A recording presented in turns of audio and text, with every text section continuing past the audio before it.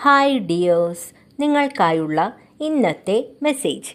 ഇനി മുന്നോട്ട് എന്ത് എന്ന് കൃത്യമായി നിങ്ങൾക്കറിയില്ലെങ്കിലും നിങ്ങൾക്ക് ഒരു പ്രതീക്ഷ നൽകുന്ന സ്പ്രെഡാണിത്.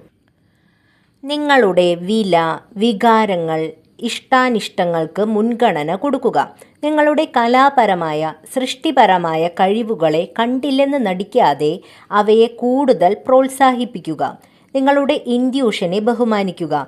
നിങ്ങളുടെ കുറവുകളെ അംഗീകരിച്ച് നിങ്ങളുടെ കഴിവുകൾക്ക് പരിഗണന നൽകുക.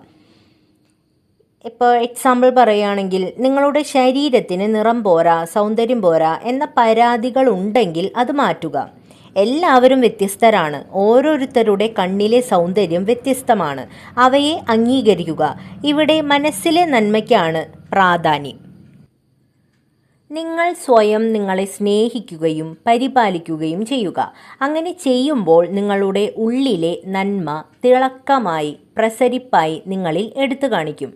സ്വയം വിശ്വസിച്ച് ആത്മവിശ്വാസത്തോടെ വളരുക. ഇങ്ങനെ ചെയ്യുമ്പോൾ നിങ്ങൾക്ക് ഒരു പുതിയ ആശയം, ഒരു ധീരമായ ചുവടുവയ്പ് അല്ലെങ്കിൽ ഒരു സൃഷ്ടിപരമായ പ്രചോദനം എന്നിവ ലഭിക്കും. ജാഗ്രതയോടെ, വ്യക്തതയോടെ മുന്നോട്ട് പോകുക. Thank you dears.